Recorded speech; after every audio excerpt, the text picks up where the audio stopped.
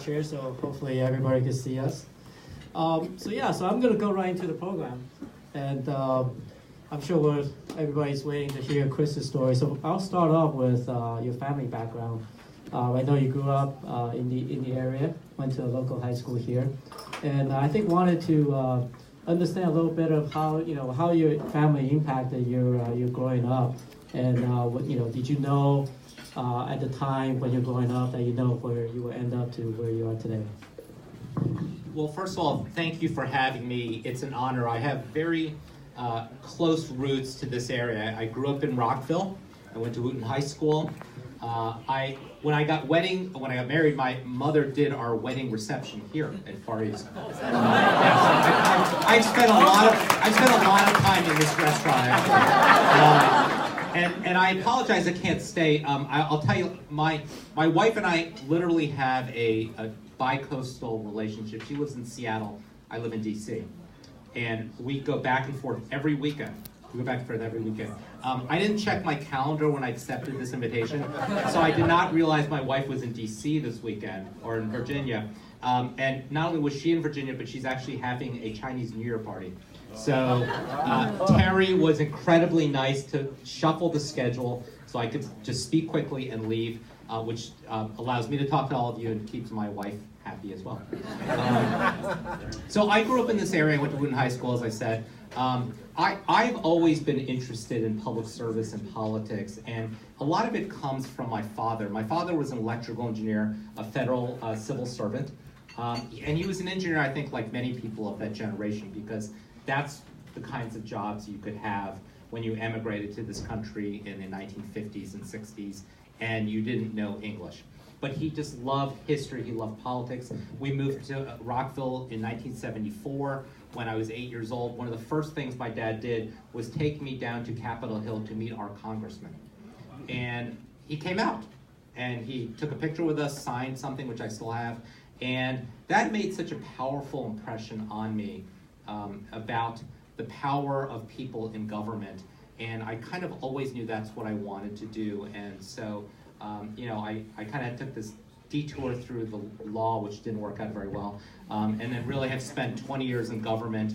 And it was important to me, and I had many, many wonderful jobs in the House and Senate and the White House. One of my favorite jobs, probably my favorite job, was when I was the Deputy Secretary of Labor. And the Deputy Secretary is essentially the number two. You're the person who runs the agency. And it meant a lot to me personally for a lot of reasons. My father was, and he passed away, was a career civil servant, a GS-14 at the Department of the Navy. And as I think many, to the extent that you all know federal employees, know that there's always been this kind of glass ceiling, bamboo ceiling for people of a certain generation who are Asian Americans.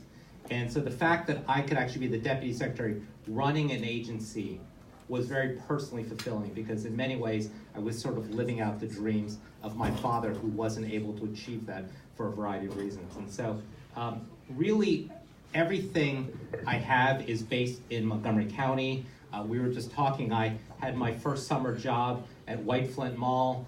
I spent way too much time driving up and down Rockville Pike when I was a high school senior. My mom still lives in Leisure World, and so this is home to me. But not only this Montgomery County, but Washington, D.C., this whole metropolitan area is home.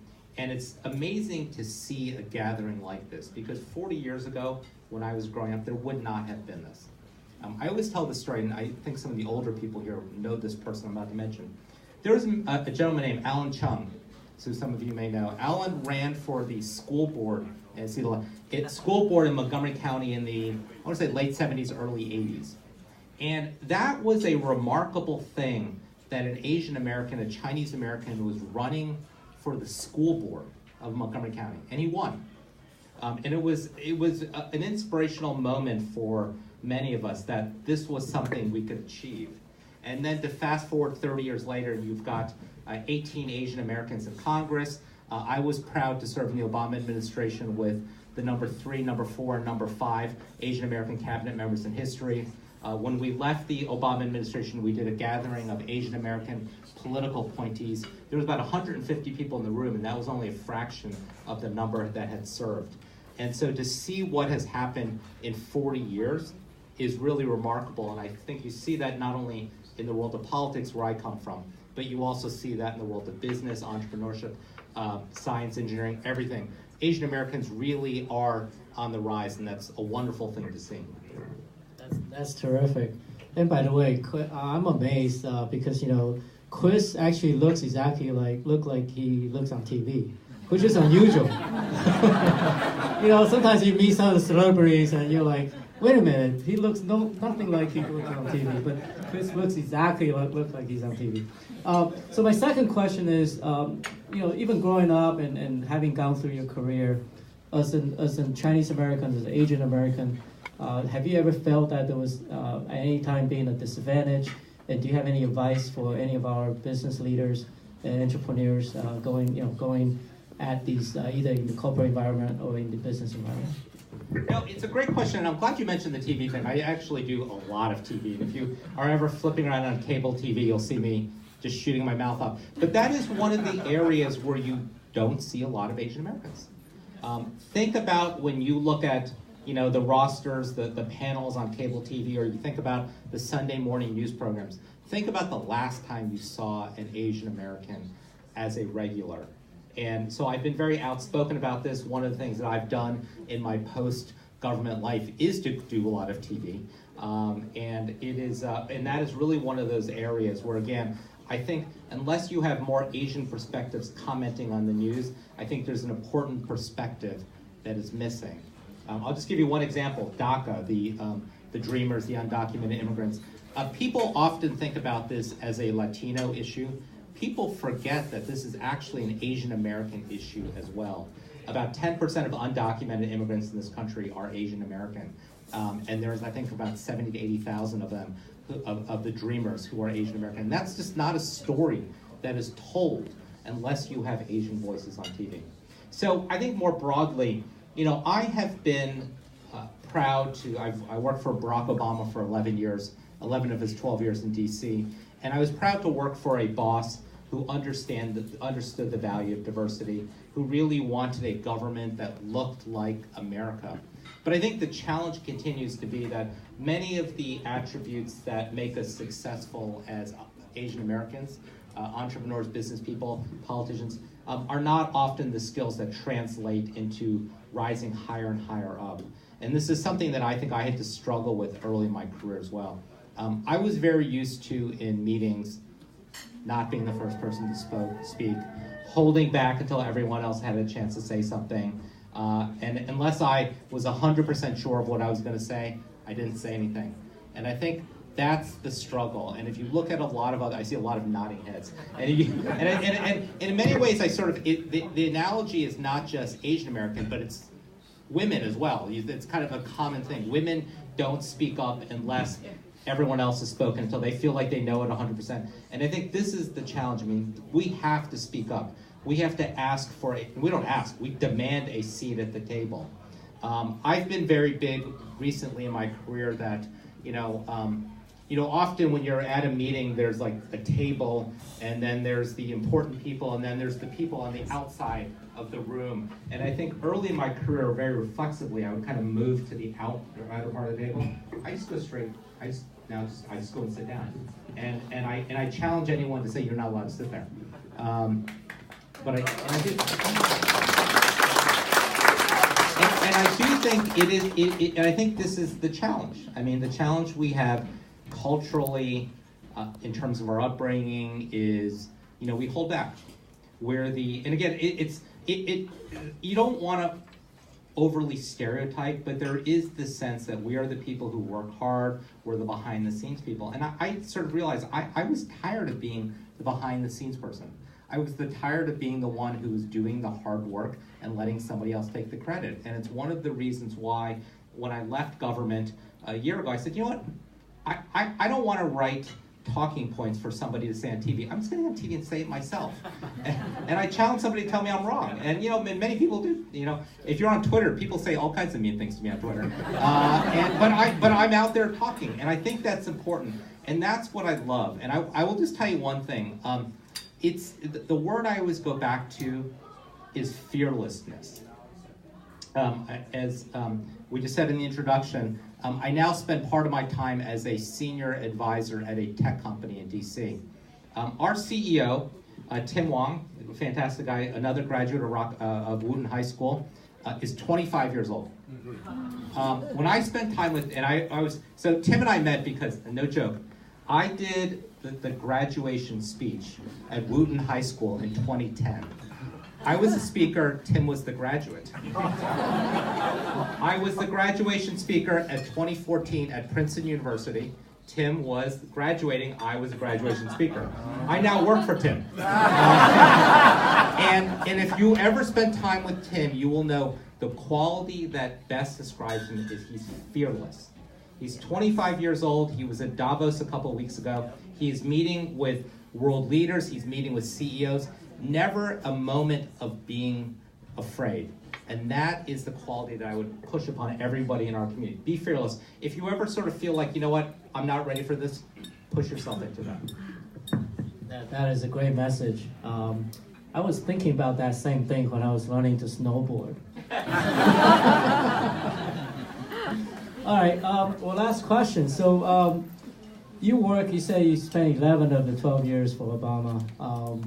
What is it like to work with a world power leader? And are there any lessons that you learned from that process? Yeah, it's a great question, Terry. I had the privilege of, I always say this, I went to law school with Barack Obama. Actually, we're in the same law school class, and so I always tell people, if you ever want to work in the White House, figure out who's going to be president in 30 years, and go to school with that person. And so I say all that because I never mistake being lucky for good. I'm good enough, but I'm really, really lucky. But I also firmly believe that you have to be good enough to create your own breaks along the way. You have to get the right education, you have to work hard, you have to network, you have to be in the right situations. And if you do all of that, lightning will strike you as it struck me. And so I will just, a couple of things, Terry asked me to sort of give some anecdotes, and I could tell you war stories all day long. But when then Senator Obama decided to run for president in the beginning of 2007, he had only been a US Senator for 2 years. He had been an Illinois state senator for 8 years, and a lot of people thought he wasn't ready. And somebody told him, one of his colleagues said, you don't pick the time picks you. And it goes back to what I just said before. I think far too often we kind of wait our turn, we wait until you're ready. If there's an opportunity, seize the opportunity. There's this great Yogi Berra quote that when you get to a fork in the road, take it. When you get to a fork in the road, take it. I think a lot of times very smart, well-educated people spend too much time mulling different career choices along the way. And I always tell people, this is not, my parents' generation who might have worked at IBM or NIST or something for the next 40 years of their life. My generation, the next generation, will likely have 10, 15, 20 jobs. Some are good jobs, some aren't great jobs. I often find I learned the most from jobs that I didn't like. And no career choice you ever make, no business decision you ever make is irreversible. And the worst thing you can do, I think, is to be paralyzed by indecision along the way. And I think when I think about my time with Barack Obama, he saw the opening to run for president. He knew that there were not a lot of times where you would not have an incumbent president. He sort of saw the mood in the country at the time and he decided to run. And he had the right message and he seized it and he won along the way. I will also just tell you this. I mean, as somebody who is spent a lot of time with the president, and including seeing him recently, he is every bit as thoughtful, kind, and intelligent, decent a person that he appears, that he is actually in person. And he's a very good boss. He's a very good manager. And so a lot of what I learned was from him, which was you hire very good people. You make sure they understand what their job is, what their areas of responsibility are, and you let them do their jobs. He has been incredibly gracious to me, to my wife, during my career. He's helped me. He's brought me along to jobs I probably didn't deserve along the way. Been incredibly kind in personal ways as well. But he inspires this incredible loyalty because he's a good person and he's a good boss as well. That is terrific. Well, thank you very much. We're going to have two questions from our silver sponsors. So I'm going to go this way first. Do you have a question for Chris? Boy, I guess more of a comment. I also grew up in Rockville, locally. Which high school? Richard Montgomery. Well, St. Mary's Elementary School, Richard Montgomery, then University of Maryland. Right down the road. Not a question, more of a comment, though. I'm very happy to hear the success of the diversity of the generation. I think our table's a great example of that, right? And I think that's all important as we move forward in these upcoming years. So I applaud everyone for striving to succeed, and we welcome the opportunity to work with everyone regardless of their ethnic background. I think this is what makes America great, and I'm happy to be a small part of it. Let me just say one thing, and I think one of the things I learned from my boss, which is not only in our country diversity is our strength, but in any organization diversity is our strength. And when I actually also ran President-elect Obama's transition in 2008, so I helped to put the government together. And he very early on said that he wanted a government that looked like the country. He didn't just mean gender, racial diversity. He meant he wanted people that had served in state and local government, people from the private sector, the nonprofit sector, philanthropic community. Because when you're trying to deal with big problems, you need everyone to have a seat at the table. And you especially want people at the table who are going to disagree with you.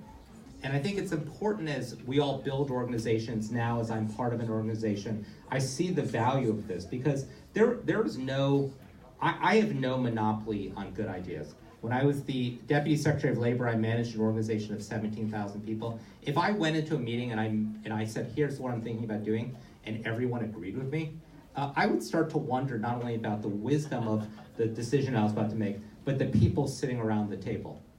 And if you are a good leader, if you're a good manager, you want people to disagree with you. Now, obviously do it in a respectful way, and and at the end of the day, whatever we decide as a group, we all leave the room and we implement it.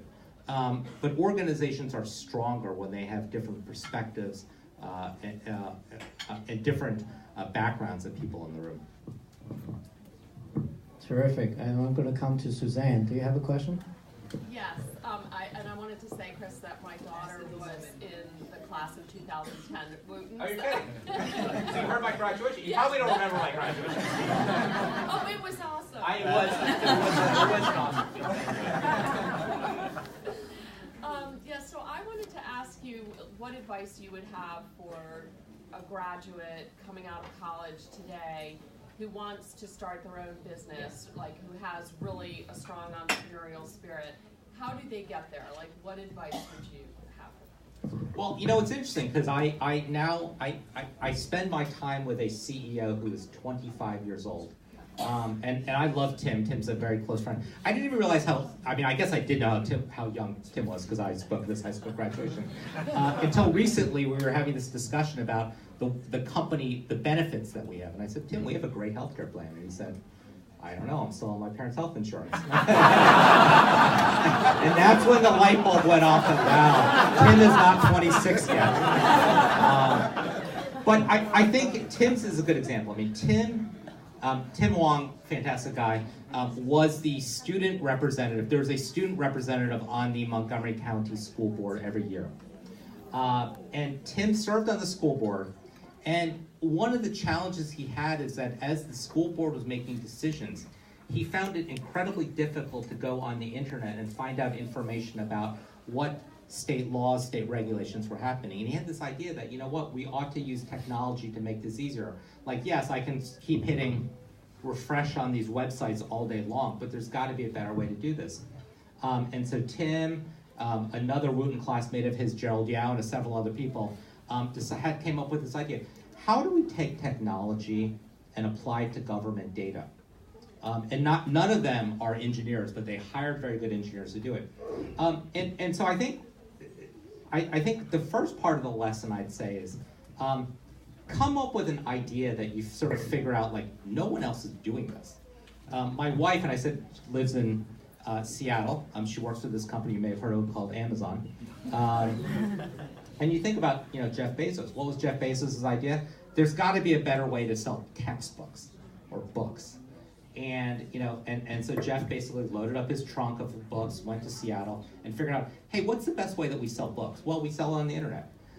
They started with the college market because they realized, you know what, there's this incredible monopoly of college bookstores that charge you a huge amount, and then at the end of the semester, buy your book back at pennies on the dollar, and then a semester later, resell it for a higher thing. And he thought there's got to be a better way to do it. So I think the first thing to do is come up with an idea, and whether you're Jeff Bezos selling books, or you're Tim Wong who actually said, you know what, we got to get our arms around government, data, and use technologies. So come up with a good idea.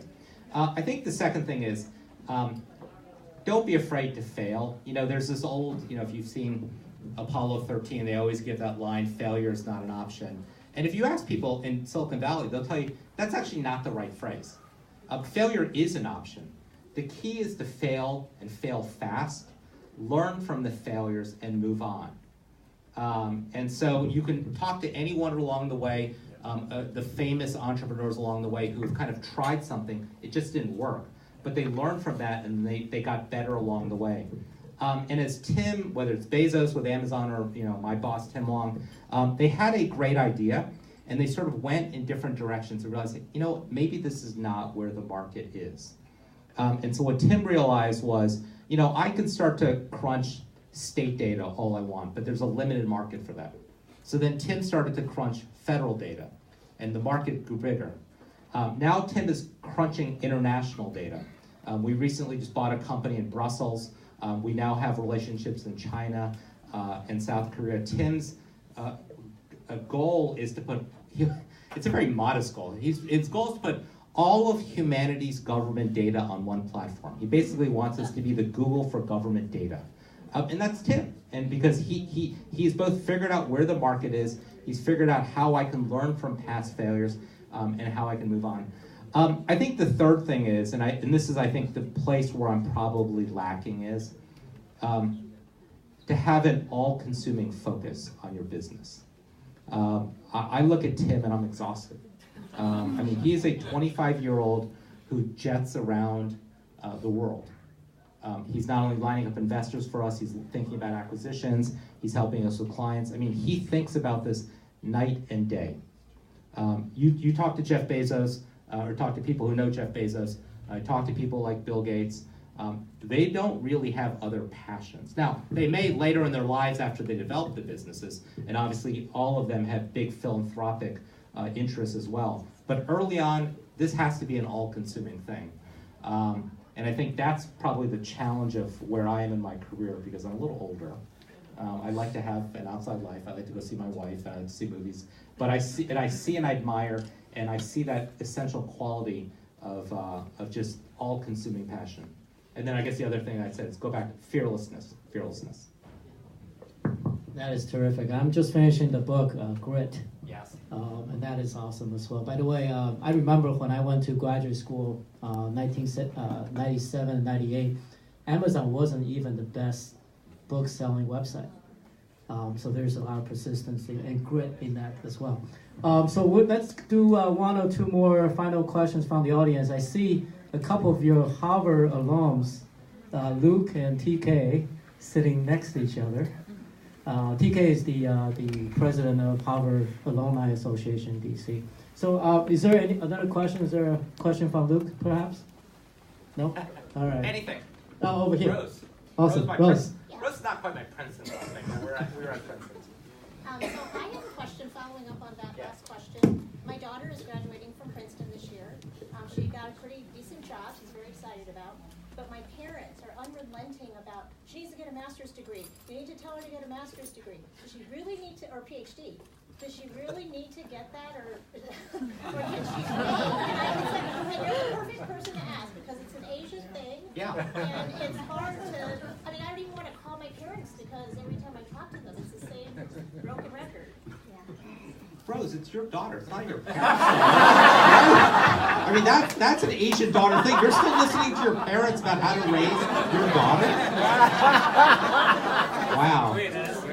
No, I mean, look, it's a hard question for me to answer. And as I said, I went to law school with Barack Obama. So I could say, like, I didn't need to go to law school because I'm not really a lawyer anymore. But I clearly would not be where I am right now had I not had that experience. I will tell you, look, I mean, I think it is becoming increasingly clear that in this, now I'll put my Department of Labor hat on now, in this 21st century economy, just having a bachelor's degree is not enough.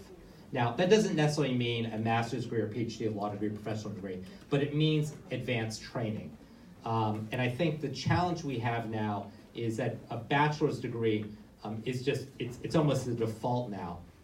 I think the challenge sometimes is people go get master's degrees because they feel like, okay, this will distinguish me above the other bachelors, which is true. But you also have to recognize it's a pretty expensive way to get your resume ahead of somebody else's. And, you know, obviously given the cost right now of higher education, there is kind of this debate about whether that additional investment is worth it or not. So I'm not sure I would necessarily say you need to get a professional degree, a graduate degree of any kind. But I do think we need to embrace in our country right now this idea of lifelong learning. So when I talk to young people, I always say this, which is staggering to them. I said, when I was in college, there was no such thing as the internet. And I know many people around here can agree with that. And so if somebody had said, hey, you're going to go work at Amazon or Google, when I was graduating from college in 1988, I would have no idea what that meant. But I think as technology is changing as fast as it is, whether you are as well trained as I am or you're not, you need to constantly embrace learning. And what technology does, though, it makes it much easier for you to learn. You don't need to go sit in a classroom anymore. You can take online classes. So I guess, yes. I mean, Rose, I'll tell you, from an Asian parent's perspective, yes, I'll have to say, go get the graduate degree. But it's not just the graduate degree. It's actually continuing to learn throughout your career, because our economy is moving so fast right now. All right, I think due to the time, we're going to wrap this up. So thank you again, Chris.